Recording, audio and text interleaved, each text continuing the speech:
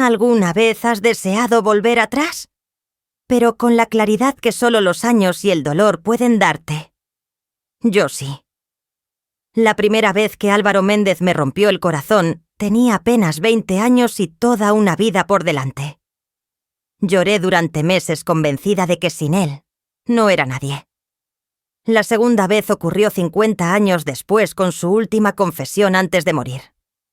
Me miró a los ojos y dijo: «Nunca dejé de amar a Claudia». Y en ese momento no sentí dolor, solo vacío. Y una certeza aterradora: había dedicado mi existencia entera a un hombre que jamás fue mío. Pero lo que vino después, nadie me lo habría creído. Desperté en mi antiguo cuarto en el mismo cuerpo joven que él solía controlar. Tenía otra vez 19 años. Mis recuerdos intactos. Mi rabia intacta. Mi oportunidad recién nacida. Esta vez no iba a mendigar cariño ni a sacrificar mis sueños. Esta vez la historia sería mía. Y la palabra que marcaría cada paso sería Clara Renacimiento. Si alguna vez sentiste que perdiste años valiosos por la persona equivocada, escribe en los comentarios: «Yo también renací».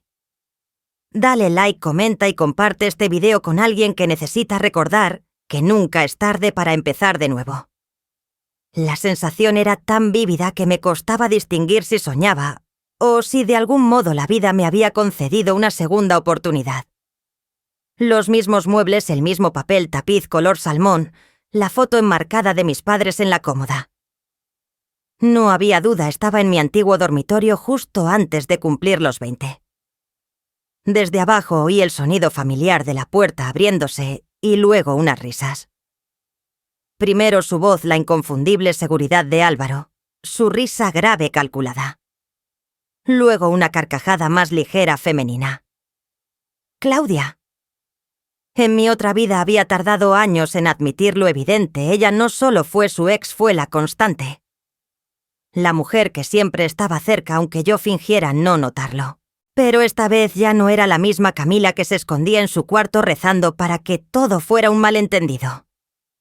No. Me levanté con calma, peiné mi cabello como solía hacerlo antes de que él me convenciera de que las ondas eran poco profesionales. Me puse una blusa blanca simple pero elegante, sin escotes, sin pretensión. Y bajé las escaleras. Álvaro se congeló al verme. Su brazo seguía apoyado casi por reflejo sobre la cintura de Claudia. Ella no disimuló. Su sonrisa tenía esa curva sutil que solo usan las mujeres que creen haber ganado. «Hola», dije serena. «¿Qué tal el viaje?» Álvaro parpadeó como si esperara gritos, reproches o llanto. No obtuvo ninguno. Productivo, respondió con cautela.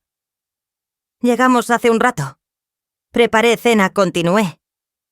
«Pero como no sabía cuándo volverías, guardé todo en la nevera. Hay suficiente para los dos». Claudia frunció el ceño apenas perceptible. Se giró hacia mí con tono condescendiente. «¿Qué detalle el tuyo, Camila?» Camila, no Cami, como solía llamarme cuando quería sonar cercana. Esa pequeña omisión era su manera de marcar territorio. Pero esta vez no lo lograba. «Estoy segura de que les gustará», contesté sin perder la compostura. «Yo estaré en mi cuarto estudiando. El formulario para la beca médica vence la próxima semana». Álvaro frunció el ceño incrédulo. «Medicina. Pensé que habías decidido aplicar a ciencias políticas. Pensaste mal». «He estado reflexionando», dije. «Medicina siempre fue mi vocación. Y mis padres estarían orgullosos». Claudia intercambió una mirada rápida con Álvaro. Él pareció tensarse al oír la mención de mis padres. «Tus padres llevan más de 10 años muertos», dijo él con una frialdad involuntaria. «Soy tu tutor legal. Sé lo que te conviene. Y yo acabo de cumplir 19.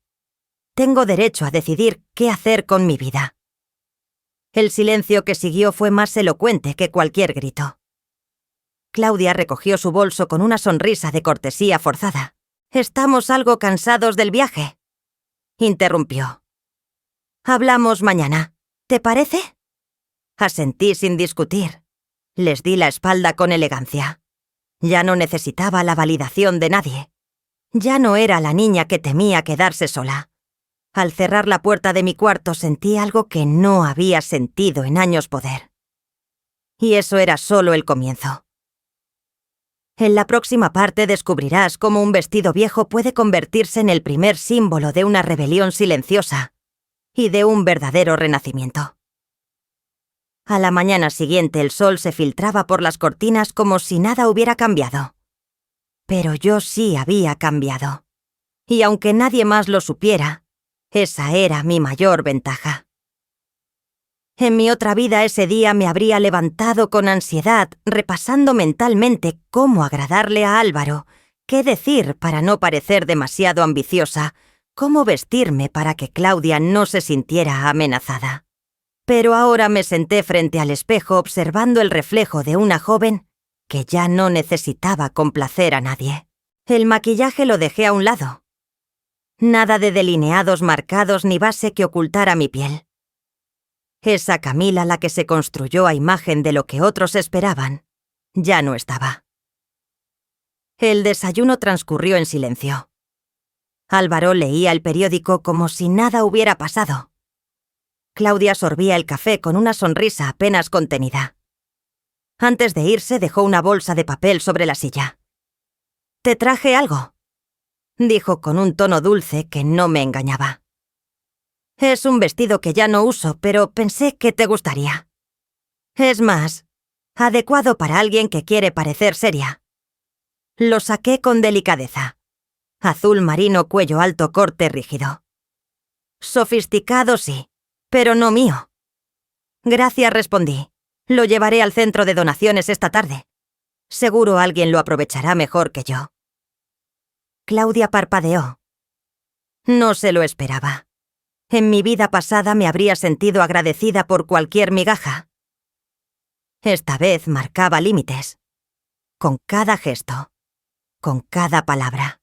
Esa tarde, mientras caminaba por el barrio con la bolsa de ropa que pensaba donar, pasé frente al viejo archivo de mi padre. Lo habían cerrado tras su accidente, pero aún conservaba su placa en la entrada Dr. Javier Herrera, investigador forense. Me detuve.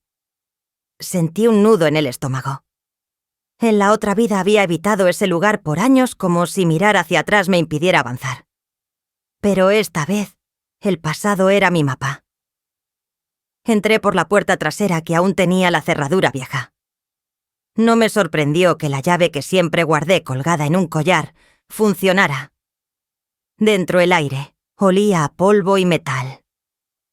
En el tercer cajón del archivador encontré una carpeta con el título Proyecto Mirador.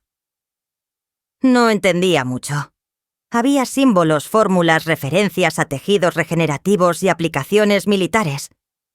Pero lo que me heló la sangre fue una hoja con un nombre escrito a mano: Claudia Valverde. ¿Mi padre investigaba a Claudia?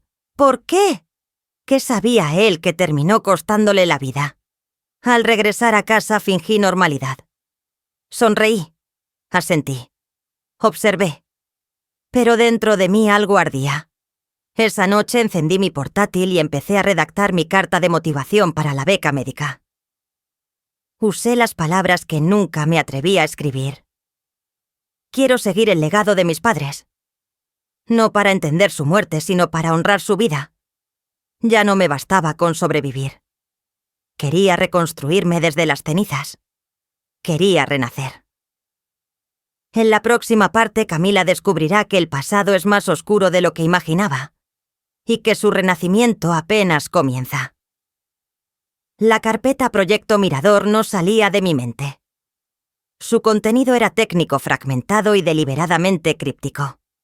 Pero el nombre de Claudia Valverde aparecía en más de una ocasión vinculado hasta algo llamado Acceso Clase A.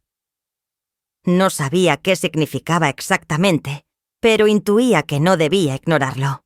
2 días después me presenté sin previo aviso en la Facultad de Medicina de la Universidad Autónoma.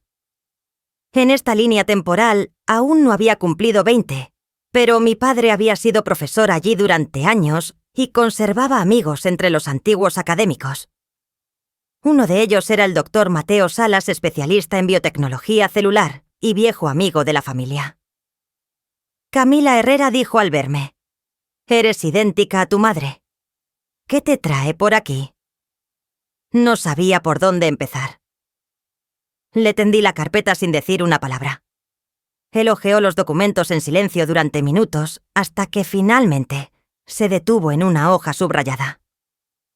Esto no deberías tenerlo», murmuró. «¿De dónde lo sacaste del archivo de mi padre?» «Él murió cuando investigaba esto». «¿Verdad?» Mateo levantó la vista. En sus ojos vi algo que no esperaba: miedo. «Camila, no todo lo que buscamos merece ser encontrado. Claudia Valverde no es solo una ex de tu novio. Fue asesora de defensa bioética en tiempos de tu padre. Muchos sospechaban que operaba con doble agenda». «¿Un agente?», pregunté con un nudo en la garganta. «Tal vez más que eso. Pero tu padre nunca tuvo tiempo de demostrarlo. Apenas salí de la universidad, el aire me pareció más denso. Como si algo invisible me persiguiera. Esa misma tarde noté que alguien revisó mi habitación. Nada estaba revuelto, pero mi diario estaba abierto en la página equivocada. No le dije nada a Álvaro.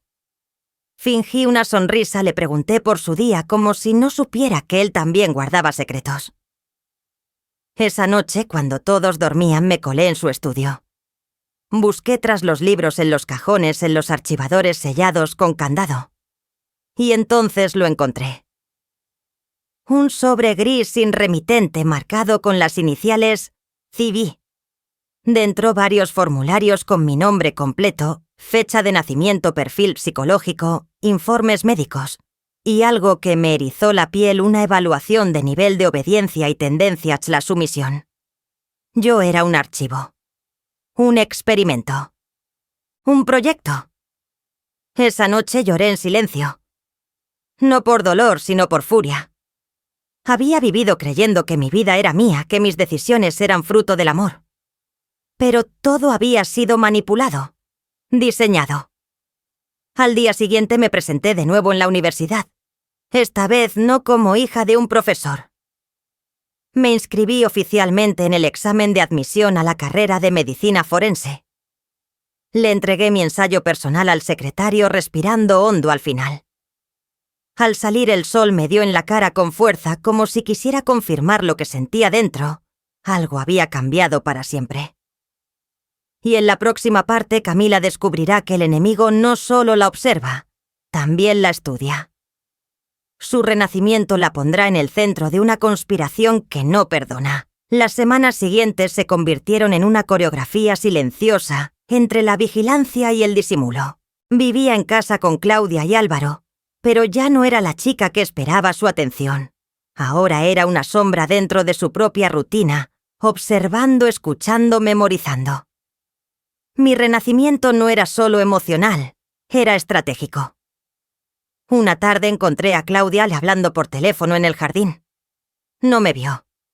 Su voz era baja medida, como quien lleva años calculando cada palabra. Sí, la chica ya no responde como antes. Ha cambiado. No sé qué la activó, pero necesito acceso total a sus muestras antes de que se vaya de casa. No, Álvaro, no sospecha nada. ¿Muestras? Acceso total. Mi cuerpo se tensó.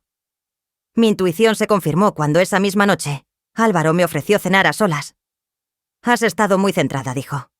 «Me alegra verte tan motivada». «Supongo que finalmente estoy descubriendo quién soy», respondí con la misma sonrisa amable que había perfeccionado para ocultar lo que pensaba. «Mira, justo llegó esto hoy», continuó sacando un sobre elegante de su chaqueta. «Es un documento para una beca privada. Solo necesito que lo firmes. Es para acelerar el proceso». Tomé el papel. No era una beca. Era una cesión voluntaria de derechos genéticos para fines de investigación. Y lo peor, ya llevaba mi firma escaneada al pie de página. Claudia había falsificado mi consentimiento. Sonreí. Con calma levanté la mirada. ¿Y esto lo firma todo el mundo? Solo los elegidos, respondió Álvaro con una media sonrisa. Le devolví el documento sin alterarme. Entonces me lo pensaré. No quiero hacer nada por impulso. Esa noche entré a la habitación de servicio y accedí al ordenador viejo de mi padre, que aún conservábamos en el garaje. Tardó 10 minutos en arrancar. Pero valió la pena.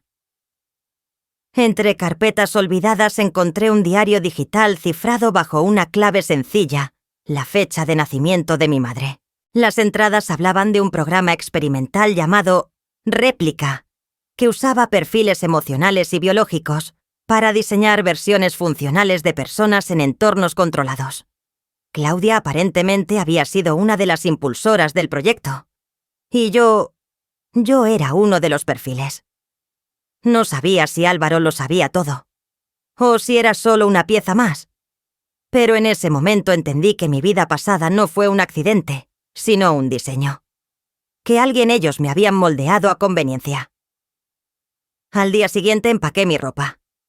Le dije a Claudia que me quedaría unos días en casa de una amiga antes del examen de admisión. Ella asintió, pero sus ojos no parpadeaban. Lo sabía. Esa noche, en lugar de ir a casa de mi amiga, tomé un tren nocturno hacia Madrid. Me registré en una pensión barata con otro nombre y me cité con el doctor Mateo Salas. Le mostré lo que había encontrado. Él lo hojeó en silencio pálido. ¿Sabes lo que esto significa, Camila? Lo sé. Y no pienso huir. El tren que había abordado no tenía retorno. Y tampoco lo quería. Porque ahora en cada paso sentía que me alejaba de la manipulación y me acercaba por fin a mi renacimiento. En la próxima parte, Camila dejará de jugar a la defensiva y comenzará su propio juego. Porque cuando sabes que fuiste diseñada para obedecer, elegir pensar por ti misma se convierte en el mayor acto de rebelión. En Madrid el aire olía distinto, más frío, más libre y también más peligroso. La ciudad se movía a un ritmo implacable como si no tuviera tiempo para viejas heridas ni conspiraciones heredadas. Pero yo sí lo tenía. Y sobre todo tenía algo que Claudia nunca imaginó memoria.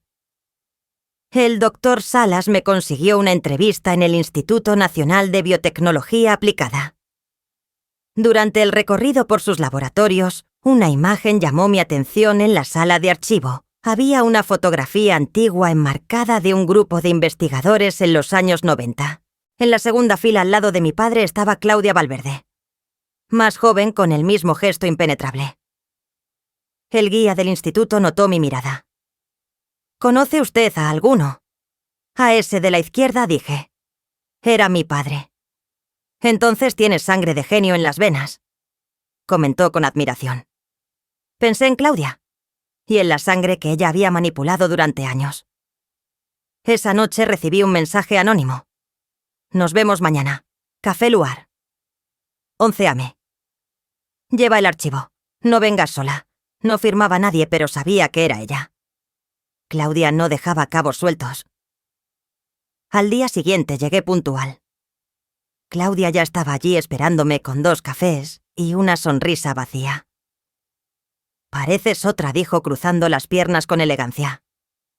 Me alegra ver que el viaje te ha sentado bien. Supongo que necesitaba distancia, respondí. Y tiempo para pensar. ¿Y qué has pensado, Camila? Que puedes jugar este juego sola, sin entender las reglas. La miré fijamente. Ya no me intimidaba. Ya no era la mujer mayor poderosa que me eclipsaba en cada salón. Ahora era solo otra pieza que necesitaba perder para proteger su trono. Lo que he pensado, dije con suavidad, es que durante años me educaron para servir, para obedecer, para convertirme en el modelo perfecto de una esposa, de una asistente, de una sombra. Y ahora entiendo que nací para otra cosa. Tal vez para incomodar. Claudia se inclinó ligeramente hacia adelante como un gato que huele peligro pero aún no ataca. Tu padre era brillante pero ingenuo. Quiso proteger a su familia y acabó en una zanja. Tú estás repitiendo su camino. Mi padre murió por la verdad. Yo al menos pienso terminar lo que él empezó.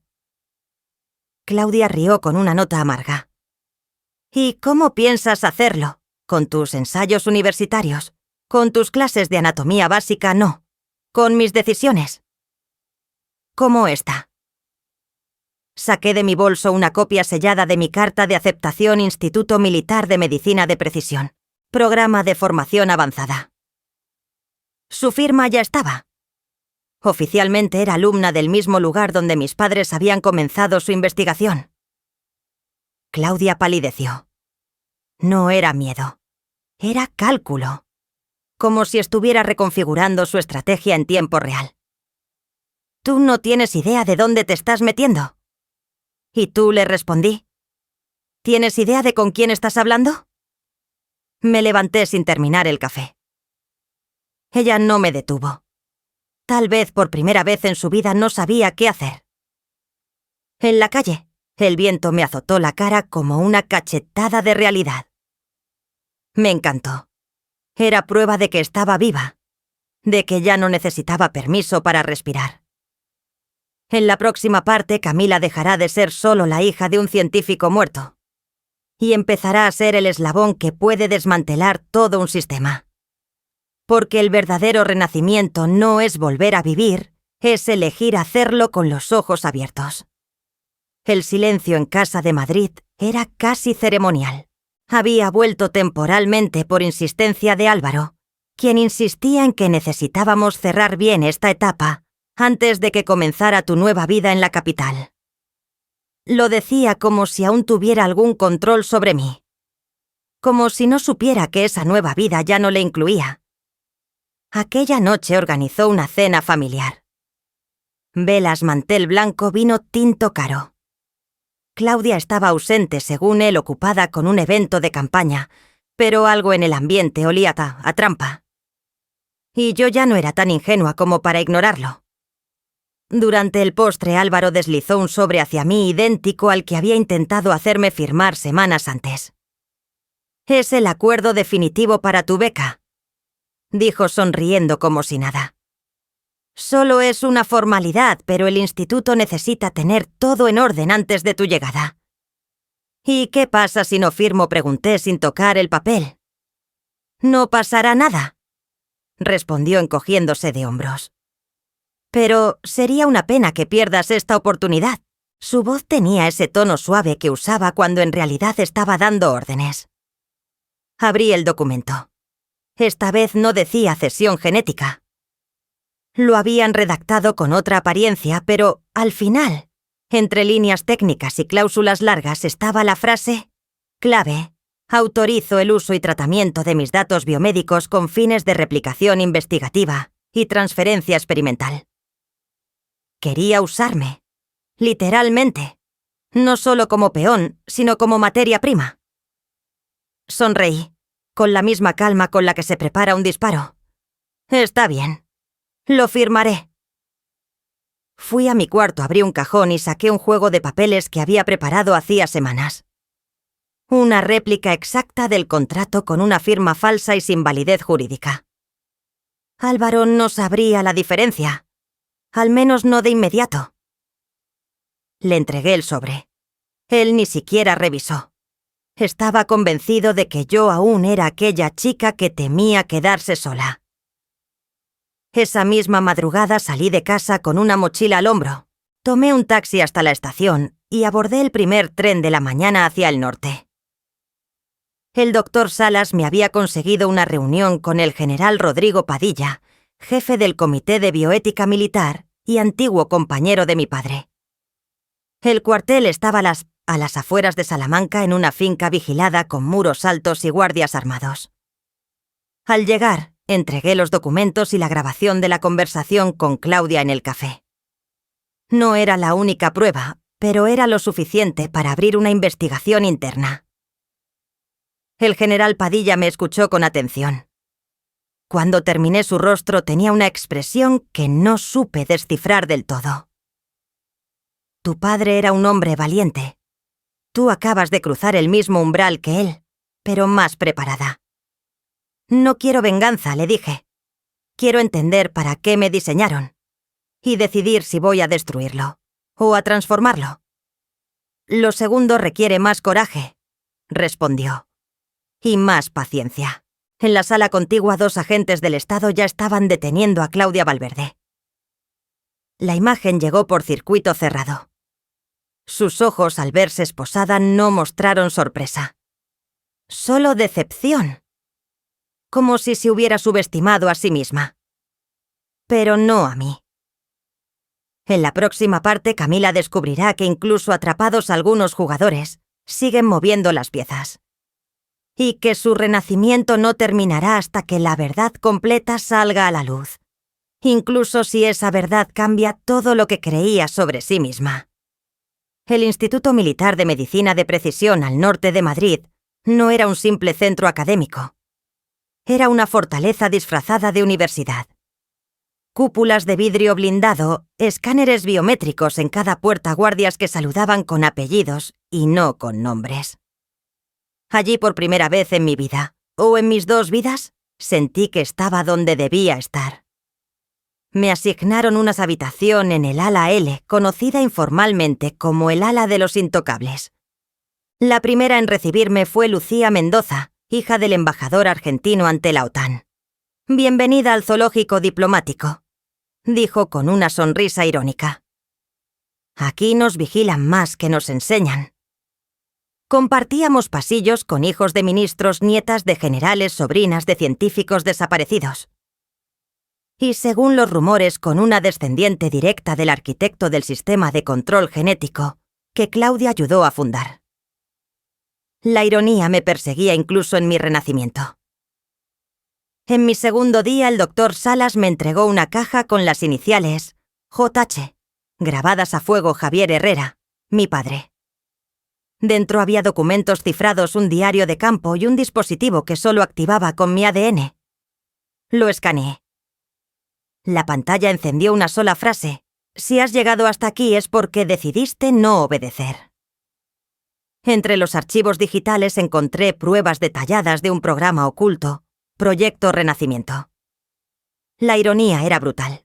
El mismo término que yo había usado para describir mi despertar era en realidad el nombre que mi padre le había dado a su lucha para evitar que se usara a los humanos como modelos replicables. Había cartas. Una escrita para mí. Su letra era firme e intacta. «Camila, sé que un día te harás las preguntas que el miedo te impidió formular. Espero que cuando llegue ese día tengas la valentía de no buscar a quien te dé respuestas, sino a quien te enseñe a hacer las preguntas correctas. Tú no eres resultado de un experimento. Eres la prueba de que la voluntad puede romper cualquier diseño». Lloré. No de tristeza, sino de fuerza contenida. Como si su voz aún me guiara desde algún rincón donde la muerte no alcanza. Esa noche me citaron en la sala de operaciones del edificio central. Me esperaba el comandante Luis Rivas, jefe del programa de seguridad genética, con rostro severo. «Nos ha llegado un informe», dijo sin rodeos. «Claudia Valverde, aún desde su celda, ha activado un protocolo de extracción biológica. Necesitamos saber si existe alguna muestra tuya en circulación». Mi mente retrocedió al contrato falsificado, al sobre entregado a Álvaro. ¿Y si Claudia había previsto esa jugada? «Puede haber una muestra en poder de Álvaro Méndez», confesé. Él intentó que firmara un documento bajo engaño. Podría haber recolectado algo sin mi conocimiento. «Entonces debemos actuar antes de que lo transfieran», dijo el comandante. Las horas siguientes fueron un torbellino. Álvaro, aún libre bajo vigilancia, fue detenido en el aeropuerto con un frasco refrigerado en su maleta de mano. ADN confirmado. Mío. El laboratorio forense concluyó que el material genético estaba siendo preparado para su duplicación. No solo querían controlar mis decisiones, querían replicar mis decisiones. Una y otra vez. En cuerpos sin historia, sin alma. Yo no era un modelo. Era un umbral, y en ese momento supe que mi renacimiento no era un acto personal. Era la continuidad de una línea de defensa iniciada mucho antes de mi nacimiento. Y en la conclusión final, Camila tendrá que decidir si su renacimiento será el fin de una historia, o el inicio de una revolución silenciosa que cambiará el curso de toda una generación. Dicen que hay momentos en la vida donde uno muere, aunque siga respirando. Para mí esa muerte ocurrió cuando descubrí que todo lo que creía haber elegido había sido diseñado por otros. Pero también aprendí algo más valioso: que uno puede renacer sin tener que empezar desde cero, simplemente eligiendo diferente, aunque sea por primera vez. Hoy no soy la hija de Javier Herrera. No soy la ex de Álvaro Méndez. No soy la sombra de Claudia Valverde. Soy Camila. Y este es mi renacimiento. No fue un acto dramático ni una gran explosión. Fue una serie de pequeñas decisiones silenciosas: no firmar un documento, no responder con gritos, no huir cuando tenía miedo. Elegí mirar hacia el pasado con ojos limpios y avanzar sin rencor, pero con determinación. Mi historia no termina aquí, porque hay muchas otras Camilas allá afuera. Mujeres jóvenes o adultas que aún viven en el guión que alguien más escribió para ellas. A todas ellas quiero decirles: sí se puede romper el molde. Sí se puede volver a escribir el papel que te dieron. Y sí se puede volver a nacer. Si tú también sentiste que en algún momento de tu vida tuviste que reconstruirte desde cero, déjalo en los comentarios con la frase: yo también renací. Y si esta historia tocó algo dentro de ti, no te vayas sin dejar tu like, compartir este video con alguien que lo necesite, y suscribirte para más historias que no solo entretienen, sino que despiertan. Tu renacimiento podría empezar hoy.